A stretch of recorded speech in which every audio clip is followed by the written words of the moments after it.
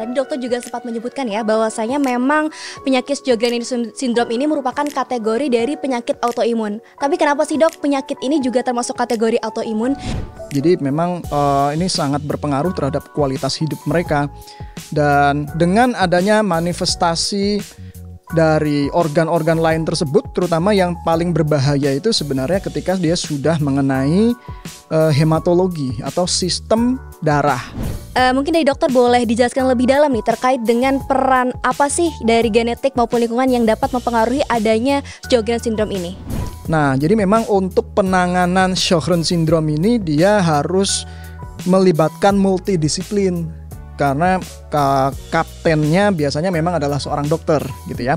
Bisa dokter umum, bisa dokter penyakit dalam, ataupun konsultan dari alergi imunologi ataupun reumatologi.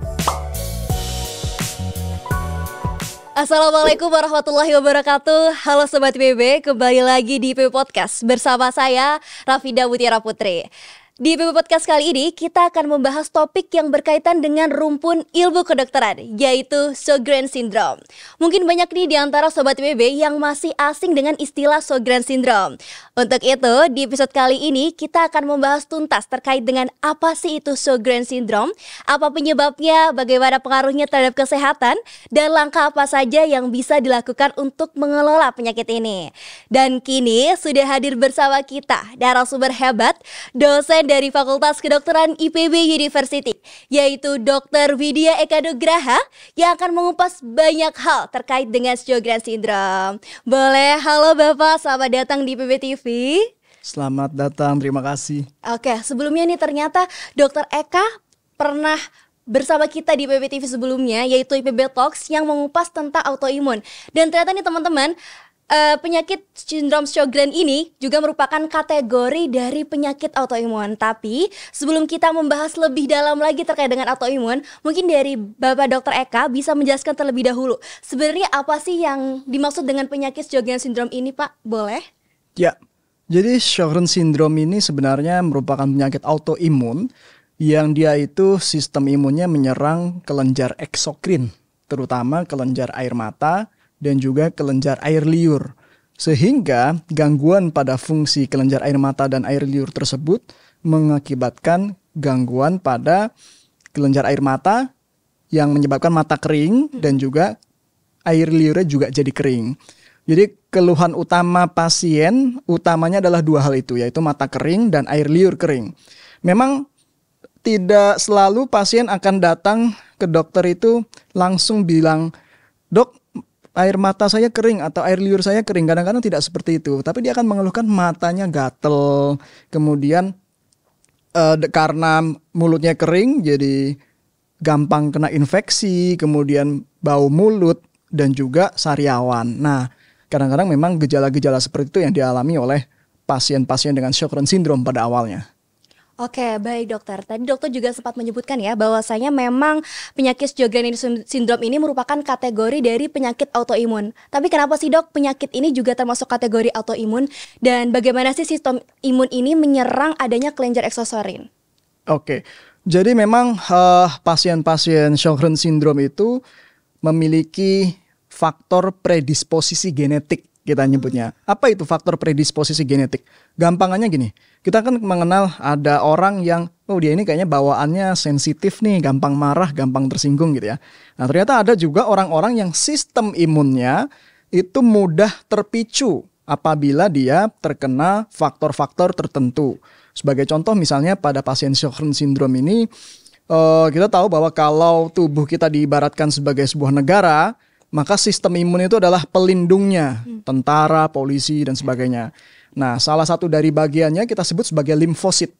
Limfosit pada pasien-pasien dengan Sjogren syndrome ini dia cenderung mudah terpicu ketika misalnya dia terkena infeksi yang pada orang normal, infeksinya ini sebenarnya tidak terlalu berat. Batuk pilek seperti biasa yang akan sembuh sendiri. Tetapi pada pasien-pasien Sjogren syndrome, infeksi ini kemudian mencetuskan sebuah peristiwa yang mengakibatkan limfositnya itu menyerang dari kelenjar eksokrin tadi, yaitu kelenjar air liur, kelenjar mata, air mata, dan juga bagian-bagian tubuh lain yang lebih jarang diserang tapi bisa juga muncul pada Sjogren syndrome. Oleh sebab itu, gangguan-gangguan tersebut kita menyebutnya sebagai disebabkan oleh multifaktorial, yaitu faktor predisposisi genetik dan juga faktor lingkungan. Jadi kalau dikatakan sebagai penyakit autoimun, maka pikiran kita pertama adalah, ini ada faktor genetik yang berperan dan juga ada faktor pencetus dari lingkungan yang berperan. Seperti itu. Oke, baik dokter. Dan tadi juga memang sempat di-mention juga bahwasanya gejalanya itu ada di air mata dan juga mulut kering. Berarti ini menyerang kelenjar ludah dan juga air mata ya dokter ya? Selain dari adanya menyerang kelenjar ludah dan air mata, tadi dokter juga sempat menyebutkan bahwasanya penyakit ini juga menyerang organ lain. Seperti apa nih dokter organ lain yang bisa diserang oleh penyakit ini? Oke, jadi selain kedua kelenjar yang menjadi target utama pada pasien-pasien Sjögren syndrome, kita juga mengenal manifestasi klinis, yaitu organ lain yang diserang berupa misalnya kulit. Ya, jadi kulit, kemudian bisa juga dia mengenai sendi, otot, kemudian jaringan saluran cerna, saluran napas, paru, dan sebagainya. Dan salah satu yang sangat mengganggu kualitas hidup itu adalah karena Sjögren syndrome ini penderitanya paling banyak perempuan memang. Dibandingkan laki-laki itu 9:1. Lebih mungkin terkena pada perempuan. Nah, kalau dia kemudian menyerang, mohon maaf, liang senggama atau vagina, itu dia bisa menimbulkan kekeringan. Yang mana dia mengganggu kualitas hubungan suami istri pada pasien-pasien yang sudah menikah. Jangan lupa bahwa pasien-pasien Sjögren syndrome ini selain wanita, dia juga mengenai umur-umur dengan rentang tertentu, seperti misalnya usia 44 sampai 55. Jadi memang ini sangat berpengaruh terhadap kualitas hidup mereka. Dan dengan adanya manifestasi dari organ-organ lain tersebut, terutama yang paling berbahaya itu sebenarnya ketika dia sudah mengenai hematologi atau sistem darah. Mulai dari sel darah merah, sel darah putih, dan juga trombosit. Gitu ya. Oleh sebab itu ketika muncul komplikasi-komplikasi yang berbahaya, maka itu harus segera diobati. Berarti memang agak sedikit mirip dengan kategori gejalanya seperti kategori autoimun lainnya ya dokter ya untuk gejalanya. Ya. Nah, tapi karena memang autoimun ini memiliki berbagai macam jenis seperti halnya lupus ataupun rheumatoid arthritis, apakah memungkinkan jika jenis dari autoimun lainnya itu memiliki hubungan dengan penyakit Sjögren syndrome ini? Betul, jadi memang pasien-pasien lupus itu juga bisa memiliki Sjögren syndrome. Jadi kita menyebutnya kalau pasiennya itu murni Sjögren syndrome saja, kita menyebutnya sebagai Sjögren syndrome primer. Artinya kita tidak menemukan gambaran dari penyakit lupus ataupun rheumatoid arthritis, RA gitu ya. Tapi kalau kemudian dia terkena lupus dulu atau rheumatoid arthritis dulu, itu memang bisa 20%-nya juga memiliki Sjögren syndrome. Bedanya apa? Nah, bedanya ini sebenarnya memang selain dari manifestasi klinis yang tampak, kita juga harus melakukan pemeriksaan laboratorium. Pemeriksaan laboratorium ini yang kemudian memang tidak tersedia di semua fasilitas pelayanan kesehatan kita. Jadi memang hanya di rumah sakit tertentu yang bisa menyediakan atau di lab tertentu. Oleh sebab itu, penting bagi kita untuk membedakan karena ini nanti akan berpengaruh terhadap pemilihan terapinya. Oke dokter, berarti terkait dengan resikonya tersendiri nih dokter, seperti halnya limfoma yang sering kita dengar, apakah bagi penderita penyakit Sjögren syndrome ini juga memiliki resiko komplikasi jangka panjang atau mungkin ada risiko lainnya, bagaimana dokter? Ya betul, jadi memang Sjögren syndrome berkaitan dengan limfoma atau kanker kelenjar getah bening. Sebagaimana tadi sudah kita ulas bahwa Sjögren syndrome ini kan memang masalah yang berperannya itu limfosit ya, atau sel dari bagian dari sel darah putih yang juga banyak diproduksi oleh kelenjar getah bening. Jadi ketika problem ini muncul, limfosit ini sebagai pelindung tentara, dia tidak hanya marah terhadap sel tubuhnya sendiri, bukan marah terhadap benda asing gitu ya, tetapi dia juga bisa berubah menjadi sel kanker. Nah, ini yang kemudian sering dijumpai pada pasien Sjögren syndrome yang laki-laki. Di mana pada laki-laki ini ketika dia muncul gambaran berupa kanker kelenjar getah bening, maka angka kematiannya juga meningkat. Oleh sebab itu, kalau dari pemirsa ada yang mengalami gejala-gejala seperti itu, memang penting sekali untuk memeriksakan diri ke dokter karena kita harus melihat apakah ada faktor risiko yang dapat mengarahkan kepada limfoma, dan itu harus segera diterapi. Oke, berarti memang cukup menyeramkan juga ya dokter ya terkait dengan penyakit Sjogren syndrome ini. Nah, tapi ini dokter tadi juga dokter sempat menyebutkan bahwasanya faktor yang menyebabkan terjadinya Sjogren syndrome ini juga terkait dengan peran genetik maupun lingkungan. Mungkin dari dokter boleh dijelaskan lebih dalam nih terkait dengan peran apa sih dari genetik maupun lingkungan yang dapat mempengaruhi adanya Sjogren syndrome ini? Oke, baik. Jadi memang kalau kita tinjau secara istilahnya molekular gitu ya, ada faktor human leukocyte antigen. Ini yang secara genetik kalau dia diwariskan, dia akan menyebabkan seseorang lebih mungkin terkena Sjogren syndrome. Tapi yang paling mudah adalah kita biasanya akan tanya kepada pasiennya, apakah di dalam keluarganya, keluarga inti, adik, kakak, atau orang tua yang pernah mengalami penyakit autoimun. Salah satunya Sjogren syndrome. Itu bisa kita lacak. Itu dari faktor genetiknya. Kalau dari faktor lingkungan, tadi ya, pertama infeksi. Kita akan lacak apakah dari pasien ini sebelumnya memang sering terkena infeksi seperti misalnya batuk pilek, sering kemudian tidak masuk kerja atau tidak masuk sekolah karena sakit batuk pilek dan sebagainya. Kemudian jangan lupa juga faktor risiko yang klasik seperti misalnya merokok. Nah, itu juga merupakan bagian dari pencetus munculnya Sjogren syndrome. Oke dokter, nah tapi ini dokter terkait dengan gejala yang tadi sudah disebutkan, pastinya kalau misalnya berkaitan dengan kesehatan nih pasti berhubungan dengan pola makan dan juga gaya hidup. Ya. Nah untuk para pasien Sjogren syndrome ini apakah ada diet ataupun gaya hidup tertentu yang dapat mengurangi atau bahkan membantu adanya perkembangan gejala dari penyakit Sjogren syndrome ini dokter? Oke baik, jadi nomor satu adalah kita harus memutus faktor risiko yang memperburuk keadaan Sjogren syndrome. Nomor satu adalah merokok. Karena ketika kita merokok itu akan merusak kondisi mulut kita dan asapnya sendiri juga bisa merusak kondisi mata kita.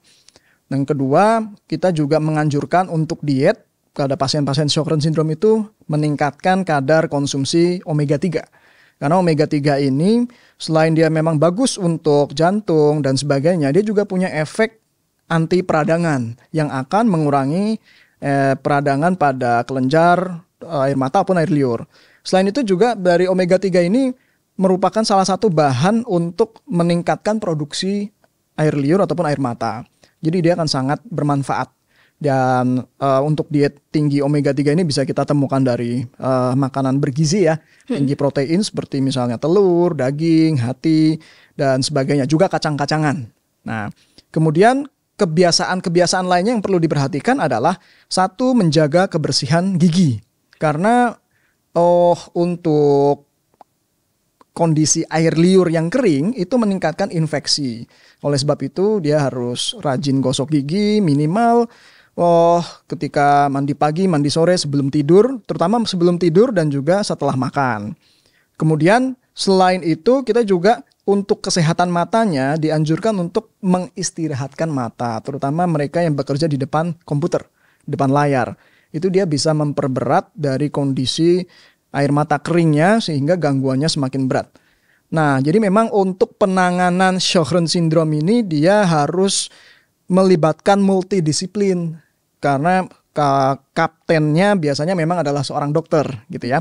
Bisa dokter umum, bisa dokter penyakit dalam ataupun konsultan dari alergi imunologi ataupun reumatologi. Tetapi kita perlu juga mempertimbangkan untuk konsultasi ke dokter mata untuk kesehatan matanya karena dia akan membutuhkan air mata buatan yang dipakai minimal 2 kali sehari atau bisa juga lebih sering tergantung tingkat keparahannya. Tapi kemudian kita juga perlu konsultasikan kepada dokter-dokter lainnya ketika ada keterlibatan organ lain termasuk ya tadi misalnya ada keterlibatan sendi, maka kita harus anjurkan mungkin dia membutuhkan fisioterapi, dia perlu berolahraga sesuai dengan toleransi atau batas kemampuan dia. Barangkali itu yang penting untuk diketahui. Oke dokter, nah tadi karena kita sudah membahas dari sisi gaya hidup dan tadi juga memang dokter sempat membahas sedikit terkait dengan terapi atau pengelolaannya. Tapi aku jadi makin penasaran dokter, apakah terdapat pengelolaan atau terapi khusus untuk para pasien Sjogren syndrome ini yang sudah ada sekarang? Apakah ada pendekatan terkini? Seperti itu dokter. Jadi memang untuk pendekatan terkini dari pasien Sjögren syndrome, nomor satu diagnosisnya harus tegak. Ini yang barangkali agak sulit ya, karena untuk menegakkan diagnosis Sjögren syndrome itu kita membutuhkan tidak hanya data keluhan pasien, tetapi juga pemeriksaan penunjang.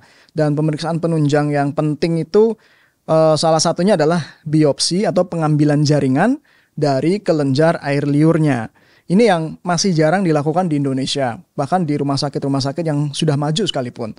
Tetapi memang untuk pemeriksaan lainnya ini umumnya sudah bisa kita lakukan, yaitu dengan melakukan pemeriksaan darah untuk melihat apakah terdapat antibodi yang khas untuk penyakit Sjögren syndrome. Selain itu kita juga bisa melakukan pemeriksaan tes mata dan juga tes air liur. Baru setelah diagnosis ini ditegakkan, kita cari adakah kemungkinan keterlibatan organ lainnya. Mulai dari tadi ya, paru-paru, kemudian kulit, darah, dan sebagainya, termasuk sendi. Nah, kenapa ini penting? Karena terapi itu ditentukan dari keterlibatan organnya. Kalau tidak ada keterlibatan organ lain, terapi dasarnya memang sama. Yaitu kita berikan obat anti radang yang bisa berupa obat kortikosteroid kita menyebutnya, yang golongan sonson, dexamethasone, methylprednisolone gitu ya. Atau obat non-steroid itu juga bisa diberikan. Namun obat-obatan ini hanya diberikan pada kondisi akut.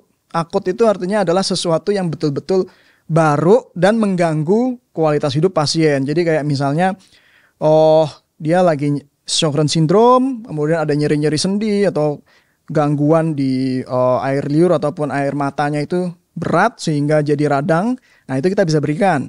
Tapi kalau memang kondisi akutnya sudah selesai, maka pemberian obat steroid ataupun non-steroid anti radangnya itu harus segera dihentikan.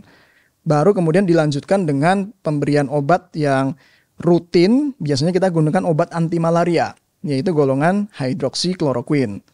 Baru kemudian kita berikan namanya sparing agent. Sparing agent ini adalah obat anti radang yang non-steroid dan juga bukan NSAID, tetapi dia akan bergantung pada manifestasi klinis pasiennya. Ini yang kemudian membuat pasien sering mental dari kontrol. Karena contoh misalnya ketika pasiennya ada keterlibatan sendi, kita berikan obat-obat golongan leflunomide, methotrexate, lalu mereka membaca di dalam kotak obatnya itu obat ini merupakan obat kanker gitu. Lalu mereka stop berobat tuh karena takut.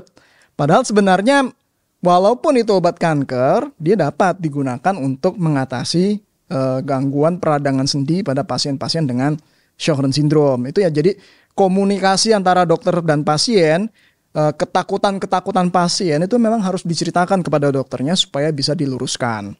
Dan untuk obat-obatan lain yang lebih canggih, ini bisa kita berikan golongan obat-obat yang disebut antibodi monoklonal. Ini memang obatnya luar biasa mahal. Jadi sekali pemberian tuh bisa habis beberapa juta gitu ya. Tapi sebenarnya kalau memang indikasinya tepat, itu bisa kita berikan. Dan dia memang untuk kasus-kasus yang membahayakan. Seperti misalnya komplikasi berupa vaskulitis atau peradangan pada pembuluh darah. Itu bisa menyebabkan gangguan ginjal berat sampai harus cuci darah seumur hidup. Ataupun kalau misalnya terjadinya di paru-paru, dia bisa gagal napas. Nah, ini yang kemudian bisa kita berikan golongan antibodi monoklonal, dan itu harus dirawat di rumah sakit. Mudah-mudahan kalau kita bisa membangun komunikasi yang baik antara dokter dan pasien, ketika seorang pasien mengalami hal-hal semacam ini, dia lebih ikhlas menjalani pengobatannya dan lebih patuh.